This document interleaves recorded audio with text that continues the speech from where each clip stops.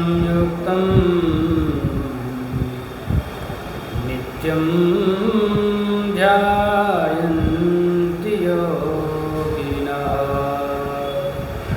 कामदं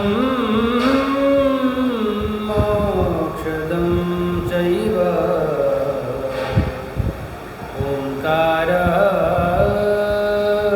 नमो नमः। यस्याग्रे द्राटद्राटद्रुटद्रुटममलं टंटटंटटंटटं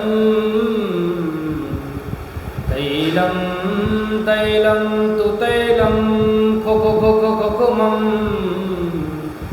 खंक खंक खखंगं डंसं डंसं डुडंसं डुहि डुहि चकितं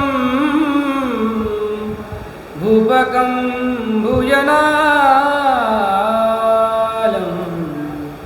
ध्यायस्ते विप्रगाहे सवसति सबलः पातु वा चन्द्रचूडः। श्रीराम शरणं समस्तजगता रामं विना का गति रामेण प्रतिहन्यते कलिमलं रामाय कार्यं नमः। रामात्रस्यति कालभीमभुजगो रामस्य सर्वं वशे रामे भक्तिरखण्डिता भवतु मे राम त्वमेवाश्रयः।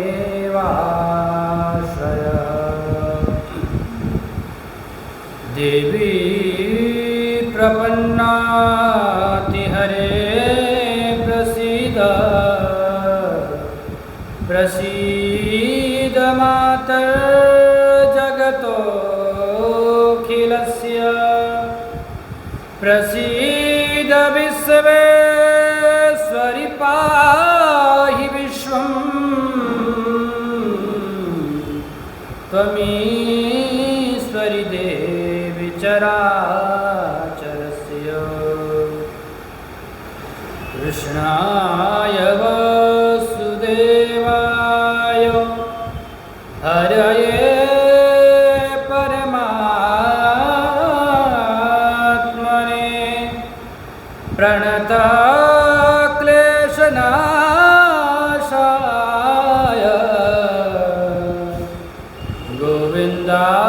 गोविन्दाय नमो नमः। अंजनानन्दनं वीरं जानकी शोकनाशनं कपीशमाक्षहन्तारं वन्दे लंकाभयंकरम्।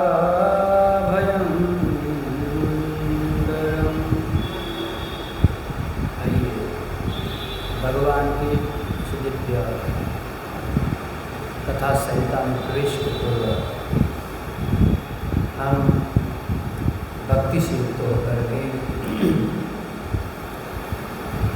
अपनी मनवाणी को पवित्र करने के लिए भगवान के दिव्य नाम का आश्रय। राधे कृष्ण गोविंदा गोविंदा भजले हरि का प्यारा नाम है। राधे कृष्ण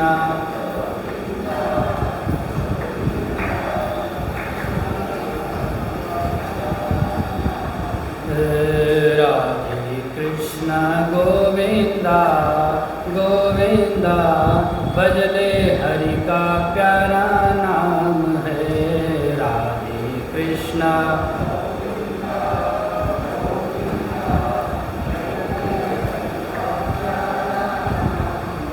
ओ भजले हरि का प्यारा नाम है रे, भजले हरि का सुंदर नाम है, भजले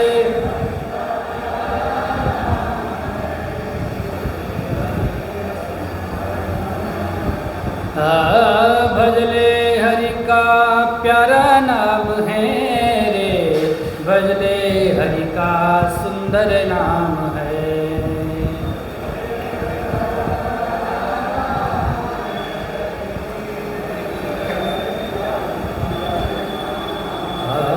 राधे कृष्ण गोविंदा गोविंदा भजले हरि का प्यारा नाम है।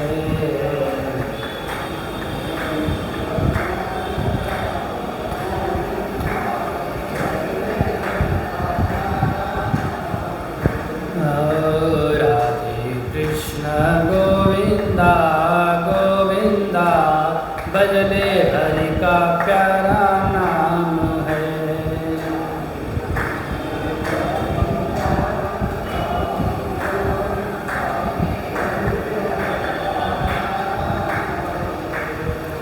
ओ राधे कृष्णा राधे कृष्णा राधे कृष्णा राधे राधे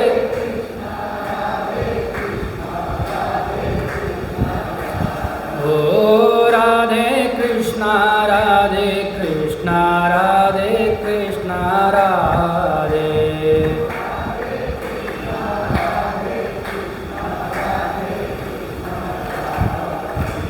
राधे कृष्ण गोविंदा गोविंदा भजले हरि का प्यारा नाम है राधे।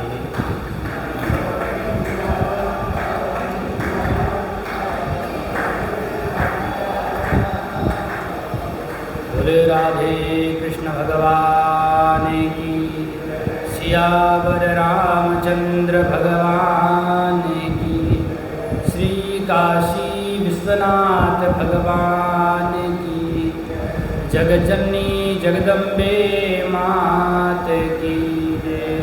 अनंत बलवंत श्री हनुमान जी महाराज की, श्री महर्षि वाल्मीकि जी महाराज की, कली पावन अवतार गोस्वामी श्री तुलसीदास जी महाराज की, श्री सद्गुरुदेव भगवान की, सत्य सनातन धर्म की, धर्म की अधर्म का प्राणियों में विश्व का, गौ माता की गौ हत्या।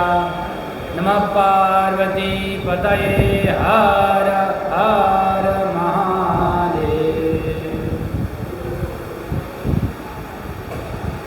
भक्तवांछाकल्पतरु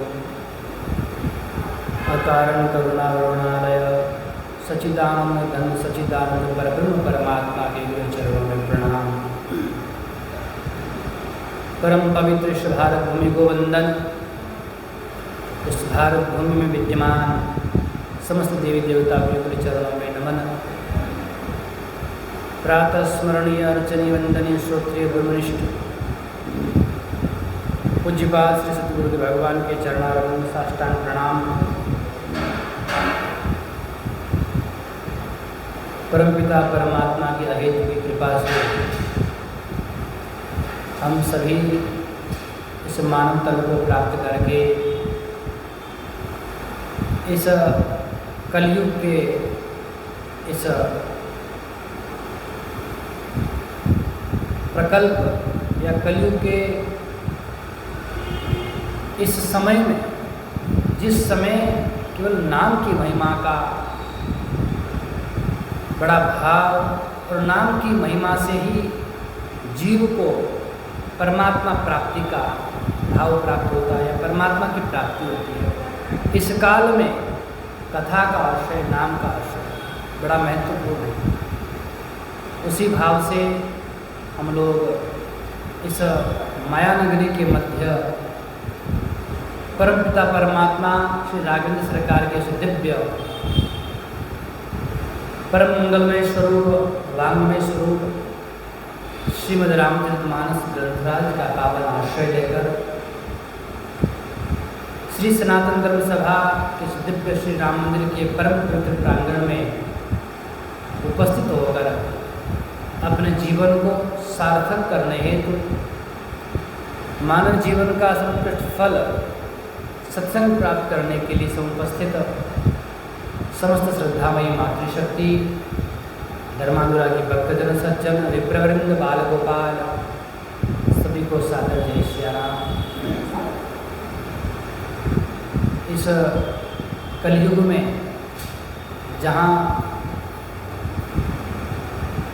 लोग जो है अपने आप को तो छोड़ो, अपने परिवार, समाज, संस्कृति, संस्कार सबकी श्रद्धांजलि दे रहे हैं, सबको त्याग चुके हैं।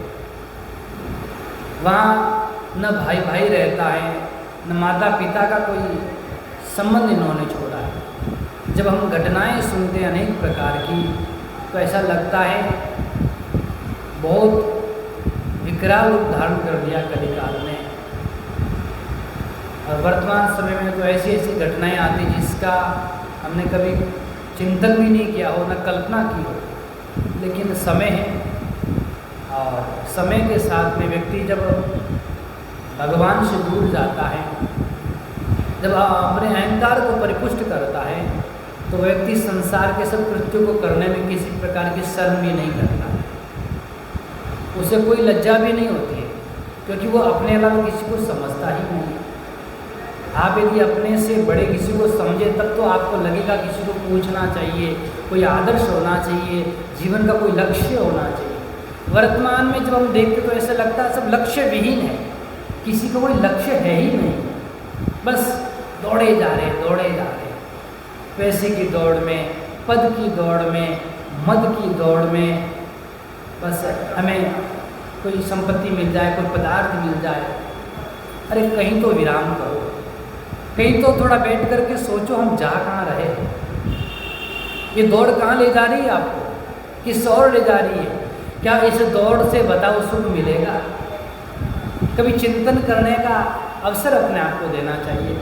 इसलिए वर्तमान के युवाओं से मैं ये कहता हूँ कि आपको कुछ देर बैठ करके सोचना चाहिए, जिस क्षेत्र में जिस कार्य को हम करने जा रहे हैं, क्या it will be last long, क्या ये लंबे समय तक हमको सुख या शांति देगा, इसको चिंतन। लेकिन लोग केवल चिंता में पड़े हुए हैं, चिंता से खुद का भी नाश कर रहे हैं, परिवार का नाश कर रहे हैं और शरीर का नाश कर रहे हैं, जीवन के जो लक्ष्य उनका भी नाश कर रहे हैं। इसलिए चिंता न करके हमें चिंतन करना है। चिंतन किसका करना यह भी महत्वपूर्ण है। केवल पदार्थों का चिंतन करते रहोगे तो कुछ प्राप्त होने वाला नहीं। चिंतन करने योग्य कौन है? वही तो परमपिता परमात्मा है, चिंतन करने योग्य। यही हमें सत्संग सिखाता है कि चिंतन भी करना है तो किसका करना चाहिए। कथा सिखाती है कि चिंतन करने योग्य संसार में कौन, देखने योग्य संसार में कौन, सुनने योग्य संसार में कौन, चर्चा करने योग्य संसार में कौन। ये सब परमात्मा ही है, उसके अलावा कोई नहीं। क्योंकि इस संसार में जिस किसी भी व्यक्ति का पदार्थ का चिंतन करोगे तो आपके अंदर केवल दोष ही आएंगे, क्योंकि चिंतन करोगे तो कहीं ना कहीं तो दोष दिखेगा आपको। इसीलिए जो परमपिता परमात्मा सृष्टि को बनाने वाले निर्दोष, कृपालु, दयालु, आनंद के धाम, उसका चिंतन करोगे तो आपको भी आनंद मिलेगा, शांति मिलेगी, मन में एक सुंदर भाव प्रकट होगा। इसी भाव को हृदय में धारण करते हुए हम भगवान की दिव्य कथा में प्रवेश करें। हम लोगों ने श्रवण किया भगवान शिव माता पार्वती को उत्तर दे रहे प्रश्नों का। जो माता पार्वती ने अनेक प्रश्न किए और उन प्रश्नों के माध्यम से भगवान ने थोड़ा अनुशासन किया, अनुशासन के साथ बताया कैसे कैसे लोगों की बात नहीं सुननी चाहिए, कैसे कैसे लोगों की बात सुननी चाहिए, किनका जवाब देना चाहिए, किनका नहीं। ये भी तो शिक्षा है ना। समाज में हम हर किसी की बात को सुन करके फालतू परेशान रहते हैं। कोई बातूली आ गया, उसने कह दिया अरे आपके बेटे ने तो ऐसा कर दिया, आपके बेटे ने उसकी जो है इस प्रकार का कृत्य कर दिया, वैसा कर दिया। कोई नशे में चूर व्यक्ति आ गया, आपको गाली दे करके चला गया, आप फालतू टेंशन में परेशान है। इसलिए भगवान शंकर कह रहे हैं ये 4 लोगों की बातों में ध्यान मत दो। कुछ भी कहते रहते हैं, बातुली हो गई, नशे में चूर हो गया, महामोह में जो चूर हो गया, और इसको भूत प्रेत की बाधा लग गई। इसीलिए किसकी बातों पर ध्यान देना है? जो सज्जन है, जो सद्मार्ग का आपको उपदेश करे, संत गुरु माता पिता ज्येष्ठ श्रेष्ठ, जो इस वर्तमान समय में श्रेष्ठता का आचरण करता है, सद्धर्म का आचरण करता है, ऐसे लोगों की बातों पर ध्यान देना चाहिए। भगवान शंकर ने कहा देवी आपने जो प्रश्न किया है, क्या कि अगुण और सगुण में क्या भेद है? ये सगुण और निर्गुण क्या अलग अलग है? जो निर्गुण है वो सगुण कैसे हो सकता है? भगवान शंकर बड़ा सुंदर उत्तर दे रहे हैं। सगुण नहीं अगुण नहीं कछु भेदा, जय सिया राम जय गावहि मुनि पुराण बुध वेदा, जय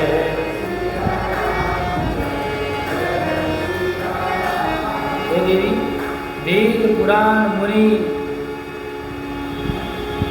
ज्ञानी लोग सब लोग कह रहे हैं जो सगुण साग भगवान परमात्मा है और निर्गुण परमात्मा है, इनमें कोई भेद नहीं है। सगुण और निर्गुण तो एक ही हैं, यद्यपि नाम भिन्न भिन्न है, लेकिन वह परब्रह्म परमात्मा एक ही है। अरे प्रभु जो सगुण है, जो निर्गुण है, वह सगुण कैसे होता है? कुछ तो होगा ना, क्या कारण है? भगवान से उत्तर दे रहे हैं। अगुण अरूप अलख अज सोई।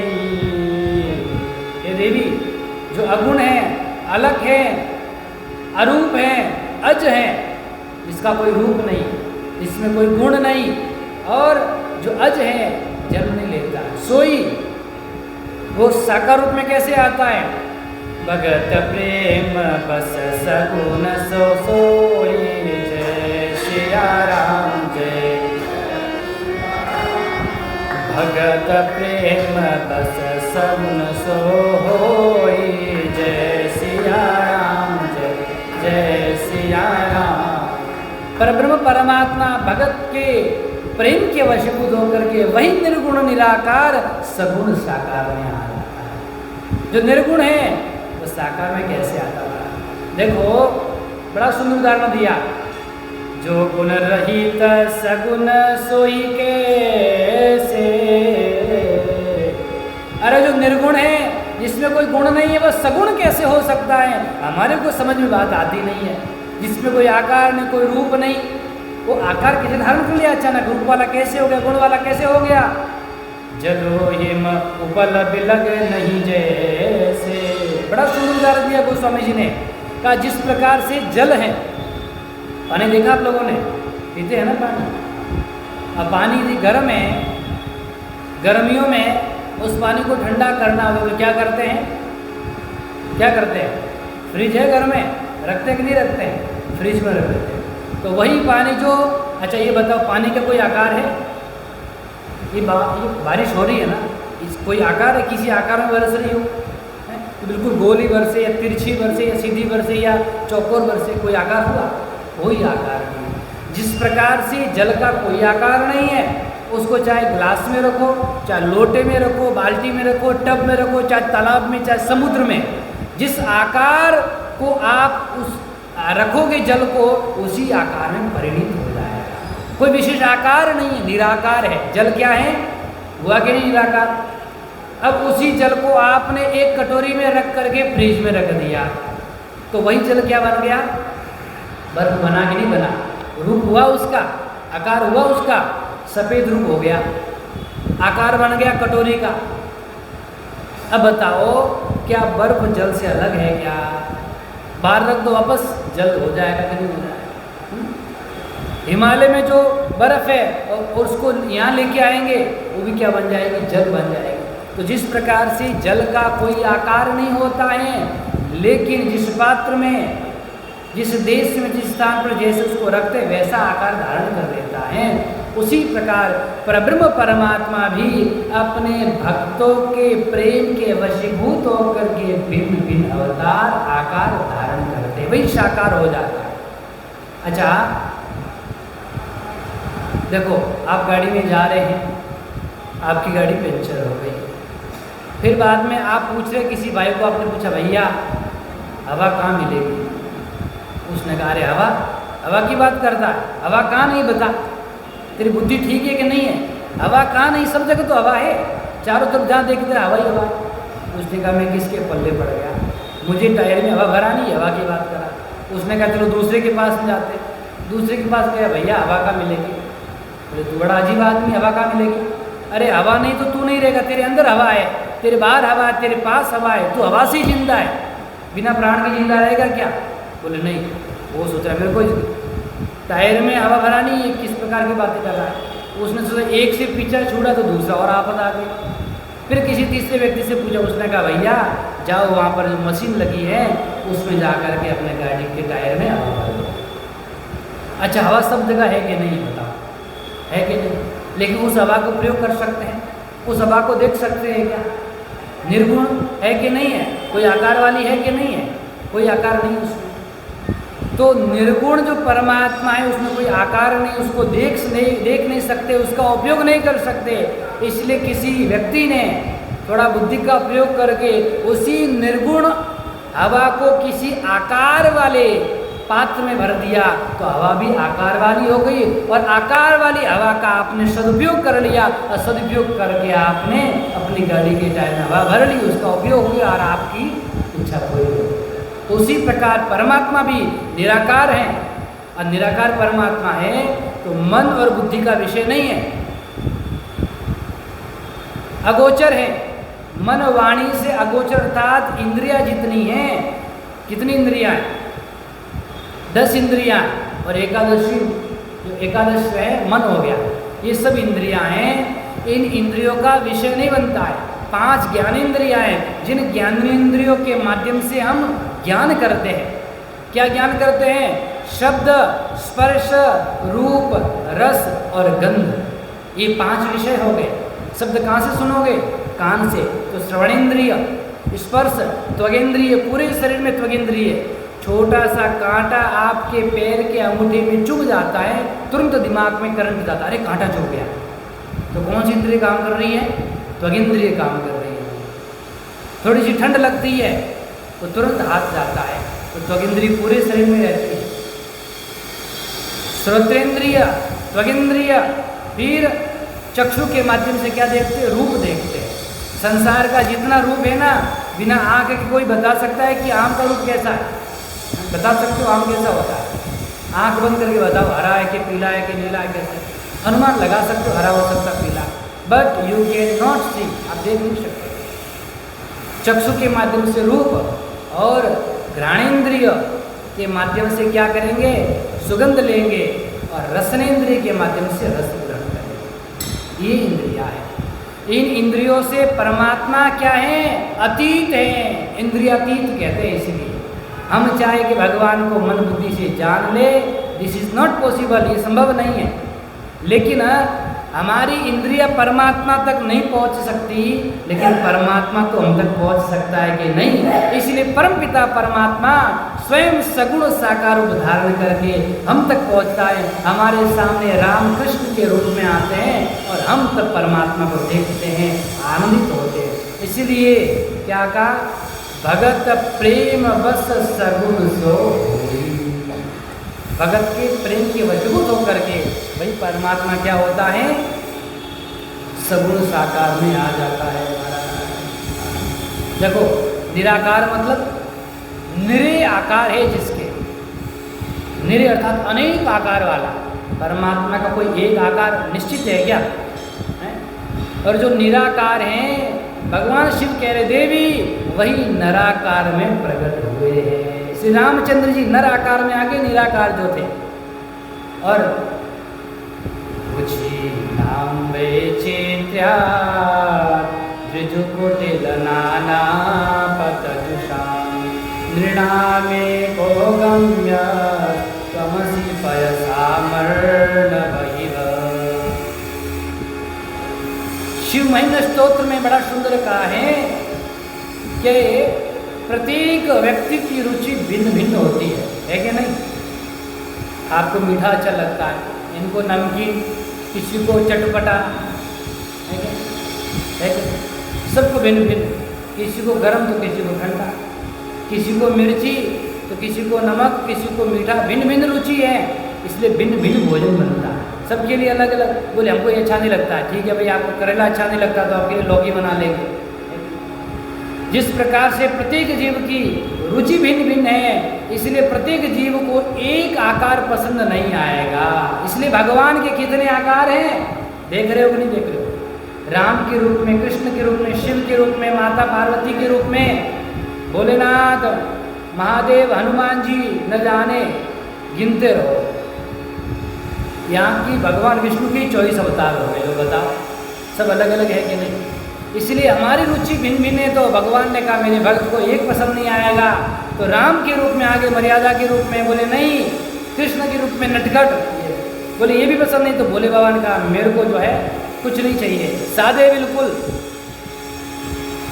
इस प्रकार से भिन्न भिन्न रूप में परमात्मा प्रकट होते हैं। वही निर्गुण निराकार क्या होते हैं? सगुण साकार में प्रकट होते हैं। जासु नाम भ्रम तिमिर पतंगा ते किमिकय विमोह प्रसंगा। जिस प्रकार से अनंत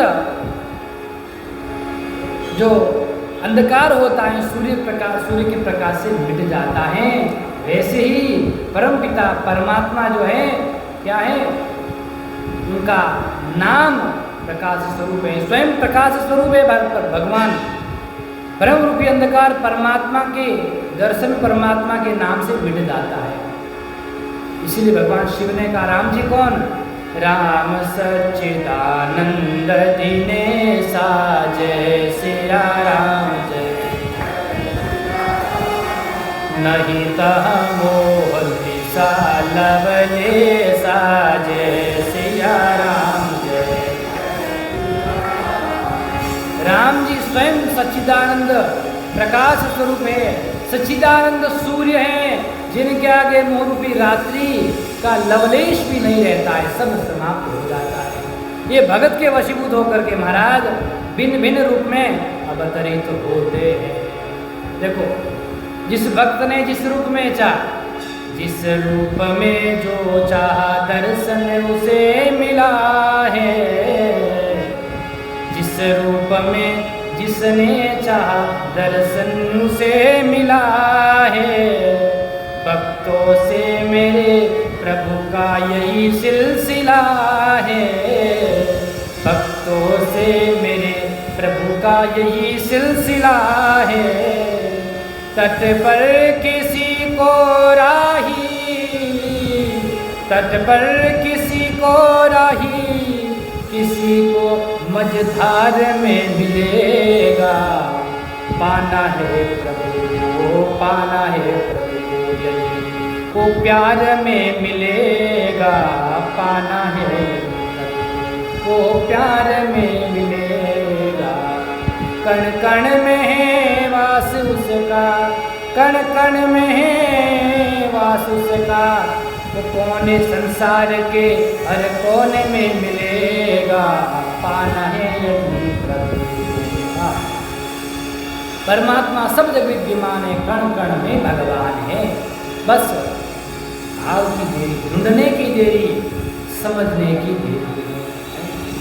न जाने किस रूप में नारायण मिल जाएगा। किस रूप में आ सकता है कोई नहीं जानता, वह तभी जानता है जिसको वो जना देता है, जिसको प्रभु परमात्मा ज्ञान देता है कि हाँ। बड़ा दिव्य भाव। देखो, अयोध्या की बड़ी सुंदर घटना है। एक संत थे और बड़े भाव वाले संत थे, परमात्मा के परम भक्त थे, राघवेंद्र सरकार के बड़े उपासक थे। उन्होंने राम जी को अपना शिष्य समझा, शिष्य भाव से उनको रखते थे, और शिष्य भाव से रखते थे, पढ़ाते थे। सामने रख लिया और ठाकुर जी का चित्र सामने है, विग्रह सामने, बोलो राम जी बोलो, क्या लिखा और फिर भाव करते थे अपना आप बोलते नहीं, बोलो। फिर बाद में जो है डंडे से डराते थे, नहीं बोलोगे तो मारूंगा मैं पकड़ के आपको, मैं पढ़ा रहा हूँ ना, पढ़ो ध्यान से। तो फिर सोचते थे कि राम जी रो रहे हैं, अरे लाला रो मत ना, अब मैं किसी लिए आपको डरा रहा हूँ क्योंकि आप ये पढ़ नहीं रहे हो, आप बोल नहीं रहे हो, आप यदि पढ़ लोगे तो मैं आपको क्यों मारूंगा, क्यों डराऊंगा। इस प्रकार का भाव करते थे, और लाला रो रहे तो खुद रोने लगते थे, अरे प्रभु आप मत रो। और ऐसा भाव रखते थे, शिष्य का भाव। इसीलिए कभी भी मंदिर जाते ही नहीं थे, राम जी के मंदिर कभी नहीं जाते थे। क्यों? वहाँ ठाकुर जी के राजा बन करके बैठे हैं, और मैं जाऊँगा तो ठाकुर जी को संकोच लगेगा, और गुरु आया तो उठ करके खड़ा होना पड़ेगा, उनको कष्ट न हो, इसी भाव से वो वहीं अपने आश्रम में रहते थे। तो आसपास के सभी संतों ने सोचा कि महात्मा कभी मंदिर जाता नहीं है, फालतू का ढोंग करता है कि राम जी मेरे शिष्य हैं और राम जी को पढ़ाता है, अनेक प्रकार की बातें करता है। उन्होंने सोचा एक बार ऐसा करते, इसको पकड़ करके ले जाते हैं, मंदिर तो जाए, ये तो नास्तिक लगता हमें, भाई जो मंदिर जाएगा वो तो आस्तिक होगा, ये फालतू का ढोंग कर रहा, राम जी मेरे शिष्य मेरे शिष्य है। सब ने एक दिन जो है चिंतन किया, जाते आज तो इसको मंदिर ले ही जाएंगे। गए, पहले तो प्रेम से कहा, महात्मा जी अरे आप राम जी के बड़े उपासक लगते हो लेकिन मंदिर जाते नहीं, क्या बात है? नहीं हम नहीं जाएंगे, हम नहीं जाएंगे। बोले बात क्या है? बोले ऐसी बात है, हम राम जी को अपना शिष्य मानते हैं, और हम जाएंगे तो हमारा राजा राम के रूप में बैठे हैं, और जब गुरु जी जाएंगे तो शिष्य को उठना पड़ेगा, हम नहीं चाहते राम जी उठे, उनको कष्ट होगा, इसीलिए नहीं जाते। दूसरे महात्मा कह रहे फालतू की बातें मत करो, ऐसा कहो मैं जाना नहीं, मंदिर दर्शन नहीं करना है। बोले आपको जो समझना समझो, हमें हमारा भाव राम जी जानते हैं, आपको जानने की आवश्यकता नहीं है। बोले अच्छा हमें बता रहे हो? पकड़ करके जबरदस्ती ले गए उनको, और जब जैसे ही ले गए मंदिर के द्वार पर आए तो महाराज ठाकुर जी का जो मुकुट था, कनक भवन में विराजमान थे, वो मुकुट गिर गया, और सब संतों ने सोचा कि वास्तविक में ठाकुर जी ने भी इनको अपना गुरु माना है, और इन्होंने ठाकुर जी को अपना शिष्य समझा। तो इस प्रकार का यदि भाव, जिस भाव में जिसने चाह उसको भगवान मिले, जिस भाव में ठाकुर जी को चाहोगे परमात्मा उसी भाव में हमें प्राप्त होगा। इसीलिए भगत प्रेम बस सगुन सोई, जय सिया राम। परमात्मा भगत के प्रेम के वशीभूत हो जाते हैं, इसीलिए वही निर्गुण निराकार साकार होने आ रहे हैं। लेकिन महाराज प्रेम कैसे बढ़ेगा? प्रेम कैसे बढ़ेगा हमारा? प्रेम बढ़ाने के लिए क्या करना है? ठाकुर जी के गुण को गाना। प्रेम को यदि वृद्धि करना है, जिससे प्रेम करते तो उसके गुण गाओगे, उसका चिंतन करोगे, तो भगवान में प्रेम बढ़ाना है तो भगवान की कथा सुनो, भगवान की लीला सुनो, भगवान की महिमा सुनो, भगवान का नाम कीर्तन सदैव करो। धीरे धीरे ठाकुर जी में प्रेम अपने आप बढ़ता है। ठाकुर जी के श्रृंगार का चिंतन करो, कितने कृपालु हैं, कितने दिव्य हैं। ससंग चक्रम सगिरीट कुंडलम सपीत वस्त्रम सरसिरुहेक्षणम, कितना दिव्य श्रृंगार है। पीतांबर धारण किए हुए गले में कौस्तुभ मणि है, सिर पर मुकुट विराजमान है, बड़ा दिव्य। और ठाकुर जी का गुणगान करते हो, तेरी बन जाए राम गुण गाए से, तेरी बन जाए राम गुण गाए से। ध्रुव जी की बन गई, प्रहलाद की बन गई, ध्रुव की बन गई, प्रहलाद की बन गई, द्रौपदी की बन गई, चीर के बढ़ाए से। द्रौपदी की बन गई, चीर के बढ़ाए से। तेरी बन जाएगी हरि गुण गाए से, तेरी बन जाएगी हरि गुण गाए से, राम गुण गाए से, हरि गुण गाए से। वो तेरी बन जाएगी हरि गुण गाय से तेरी। बाली की बन गई सुग्रीव की बन गई बाली की, वो हनुमान की बन गई सिया सुधी लाए से। हनुमान की बन गई सिया सुधी लाए से तेरी बन जाएगी हरि गुण गाए से तेरी। हरि गुण गाए से राम गुण गाए से हरि गुण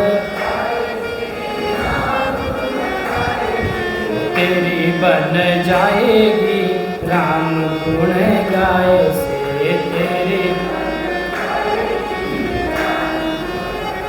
किस किस की बनी और वो गज की बन गई गीध की बन गई गज की, वो गज की बन गई गीध की बन गई।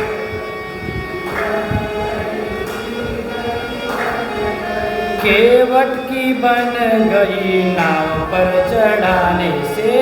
केवट की बन गई नाव पर चढ़ाने से तेरी बन जाएगी हरि गुण गाए से तेरी। मीरा की बन गई सूर की बन गई मीरा की बन गई। मीरा की बन गई सूर की बन गई।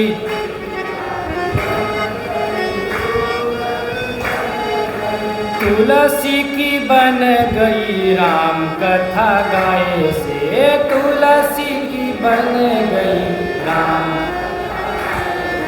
तेरी बन जाएगी हरि गुण गाए से मेरी बन जाएगी। हरि गुण गाए से राम गुण गाए से हरि गुण ओ मेरी बन जाएगी हरि गुण गाए से।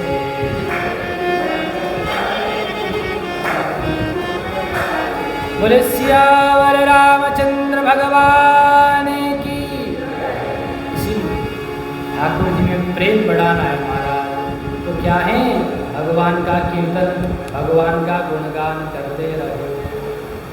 भगवान शंकर ने बड़ा दिव्य प्रकार से माता पार्वती को 5 मुखों से समझाया, 5 मुखों से भगवान की दिव्य महिमा का वर्णन किया।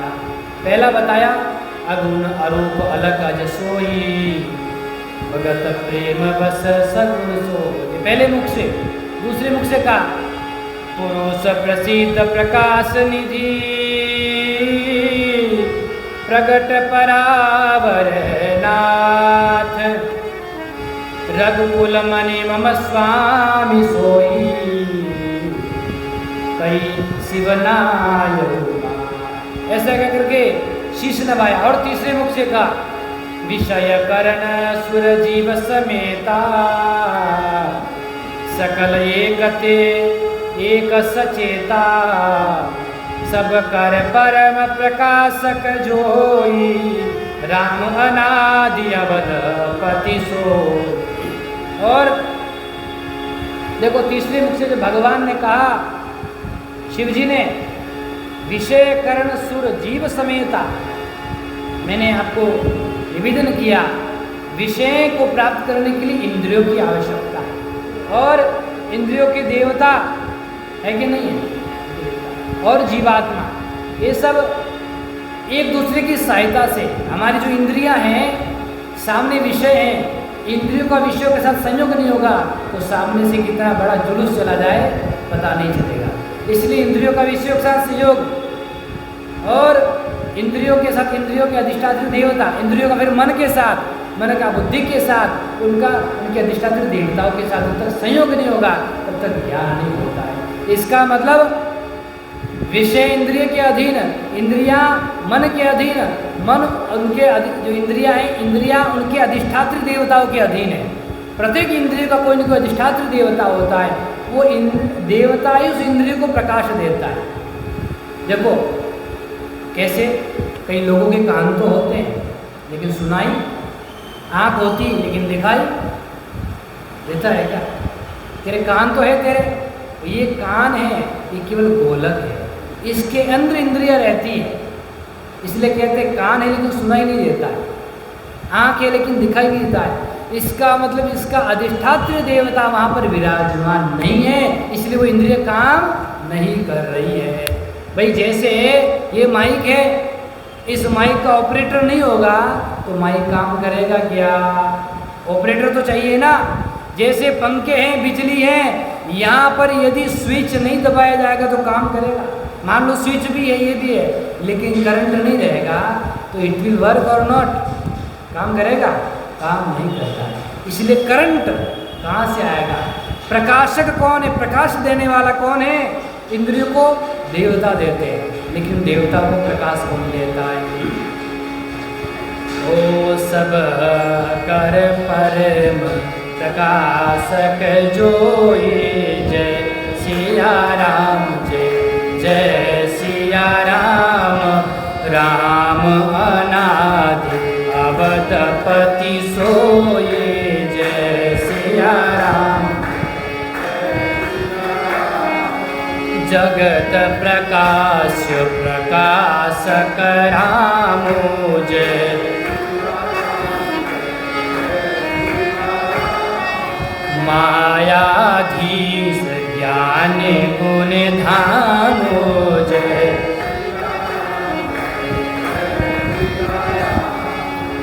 सब प्रकाश से है संसार की जितनी वस्तुएं हैं, लेकिन उनको प्रकाश देने वाले हमारे रामचंद्र जी वही अवधपति है। हे देवी, कोई और नहीं है। और एक मुख से भगवान कह रहे हैं क्या? वो परमात्मा चौथे मुख से कह रहे हैं। कौन? कैसे हैं? ओ बिनु पद चलई सुनई बिनु काना, कर बिन करम करई विधि नाना। जय सिया राम, जय जय सिया राम, जय सिया राम, जय जय सिया राम। आनन रहित सकल रस भोगी, बिनु बानी बकता बड़े जोगी। जय सिया राम, जय जय सिया राम, जय सिया राम, जय जय सिया राम। तन बिनु परस नयन बिनु देखा, ग्रही घ्राण बिनु बास विशेषा। जय सिया राम, जय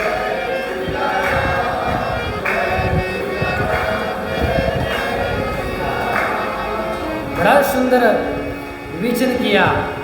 बिनु पद चल ही सुनई बिनु काना।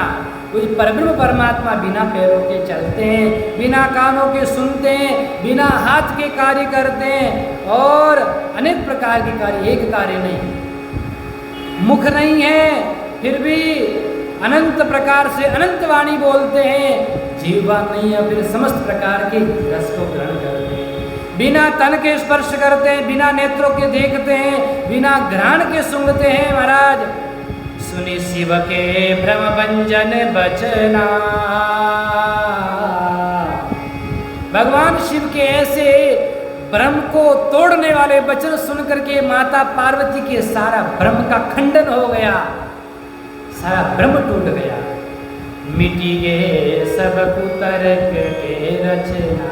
हे प्रभु, हे स्वामी, जो मेरे मन में अनेक प्रकार के कुतर्क विचार आ रहे थे, सारे के सारे विचार नष्ट हो गए, क्योंकि ज्ञान हो गया। क्या?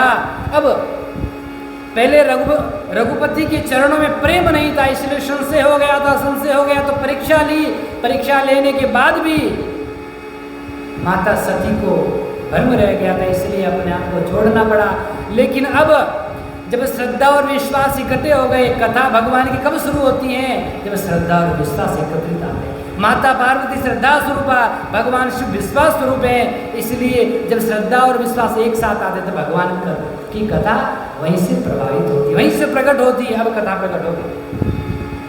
वही रघुपति पद प्रीति प्रतीति, भगवान के चरणों में अत्यंत प्रेम हो गया। दारुण संभावना भी, अनेक प्रकार की जो संभावना थी सब मिट गई। हरिहर पद रति मतिन पुतर की, तिनकौ मधुर कथा रघुबर की।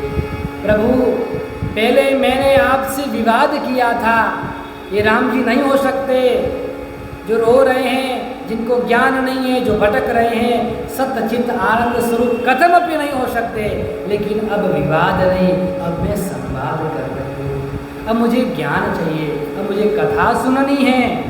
भगवान शंकर ने और कहा 5वें मुख से, हे देवी, ओ काशी मरत जंतु अवलोकी, जासु नाम बल करहु विसोई, सोई प्रभु मोर चराचर स्वामी, रघुबर सरोवर अंतर जान। हे भगवती, मैं काशी में रह करके जिस नाम का उपदेश करता हूँ, जिस नाम का उपदेश करने से जीव को विशोक अर्थात समस्त प्रकार के शोक मिट जाते हैं, यहाँ का वहाँ का, इस लोक का परलोक का, यहाँ तक कि उसको मोक्ष प्राप्त होता है। मरते हुए जीव को जिसका मैं उपदेश करता हूँ, तारण मंत्र देता हूँ, वही सोई प्रभु मोर चराचर स्वामी, वही रघुवर है। और इनका नाम यदि कोई भूल से भी ले ले, क्या कोई भूल से भी भगवान का नाम ले ले महाराज, तो भी उसकी मुक्ति हो जाती है।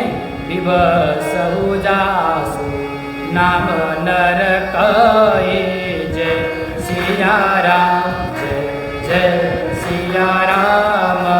जन्म अनेक रचित आगत ही, जय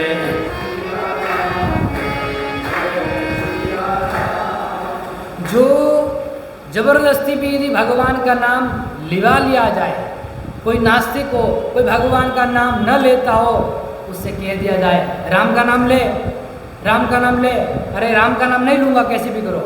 बोले राम का नाम लिया ना, बोले मैंने राम का नाम नहीं लिया, राम का नाम लिया ना। ऐसे जबरदस्ती भी यदि कोई राम का नाम लेता है तो उसके अनेक अनेक जन्म में किए हुए कर्म हैं, वो पाप हैं, वो सारे के सारे नष्ट हो जाते हैं। अच्छा प्रभु, और जो प्रेमशील है उसका क्या होगा? सादर सुमिरन जे नर करही, सादर सुमिरन जे नर करही, भववारिधि गोपद इव तरही। बोले जो भगवान का नाम आदर के साथ, प्रेम के साथ, श्रद्धा के साथ, निष्ठा के साथ, विश्वास के साथ, भाव के साथ में लेता है, वे नर इस प्रकार से भवसागर को तर जाते हैं, जैसे महाराज रास्ते में चलते हुए गो का पद होता है, गोकुर होता है, कितना बड़ा होता है, इतना बड़ा होगा ना, तो रास्ते में चलते चलते गो के पैर का यदि निशान आ जाए तो उसको पार करने के लिए कोई कठिनाई, बातें करते करते अपना पार हो जाता है। उसी प्रकार उस साधन राम का नाम स्मरण करता है, संसार सागर को गोपद के समान महाराज वो पार कर जाता है। देवी इसमें कोई संशय नहीं है। समस्त प्रकार से माता जी के जो भ्रम थे वे क्या हो गए, दूर हो गए। अब माता जी प्रश्न कर रही, प्रभु समझना, लेकिन ये तो बताओ भगवान नर रूप में क्यों आए? प्रथम जो मैं पूछा सोई कहूँ, जो मुँह पर प्रसन्न प्रभु आहूँ। राम ब्रह्म चिन्मय अविनाशी, सर्वरहित सबउर पुरवासी। प्रभु मैं आपसे पूछ लूँ, राम कवन पूछबू तो राम जी कौन है, ये तो हो गया। लेकिन अब मुझे बताइए, राम जी ने नर रूप क्यों धरा? पहले प्रश्न किया था ना, अब उसी को नाथ धरे नर तनु के ही हेतु। यदि सब कुछ है, सगुण साकार हो सकते, लेकिन ये नर का ही वेश क्यों धारण किया? वो समुझाई कहूं वृष के तू, मनुष्य का शरीर धारण क्यों किया? हे धर्म के ध्वज, प्रभु आप मुझे बताइए। अत्यंत प्रेम से माता जी ने जब पूछा तो भगवान ने कहा, हे देवी सुनो गिरिजा हरि चरित सुहाए जय, विपुल विशद निगमागम गाए जय, हरि अवतार हे तुझे होई जय, इदमित्थम कही जाई न सोई जय।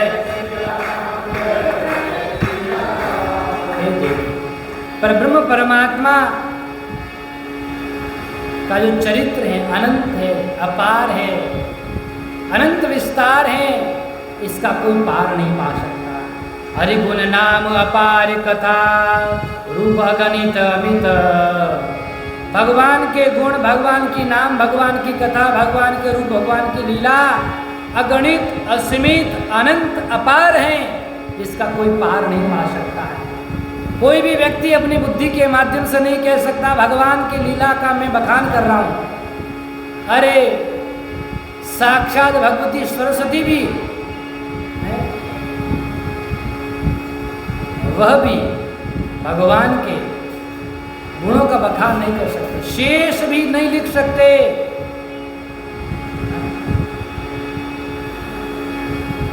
इसलिए भगवान के अवतार का यही हेतु है, इस प्रकार से कहा नहीं जा सकता। भगवान के अवतार के अनेक हेतु हैं, उन हेतुओं में से सब अपने अपने बुद्धि के अनुसार अपना अपना विचार रखते हैं। क्योंकि भगवान राम जी क्या है महाराज, हे देवी, भगवान को इस मन बुद्धि से पार नहीं पाया जा सकता है। क्यों? राम अतर्क्य बुद्धि मन मानी, जय सिया राम जय, मत हमारे अस सुनहु भसयानी, जय सिया राम जय। तदपि संत मुनि वेद पुराना, जय जस कछुका ही स्वमति अनुमाना, जय। हे देवी, भगवान मन बुद्धि से परे हैं, मन बुद्धि से परमात्मा को प्राप्त नहीं किया जा सकता। अभी मैंने बताया भगवान न मन का विषय है, न वाणी का विषय है, न ही बुद्धि का विषय है, परमात्मा तो इससे परे है। यदि कोई कह दे मैंने इससे प्राप्त किया है, वो तो असंभव बात है। इसलिए ऋषि मुनि यति योगी वेद पुराण उपनिषद सब अपने अपने हिसाब से जो जितना जानता है, अपने अपने बुद्धि विचार से क्या है, सब बखान करते हैं।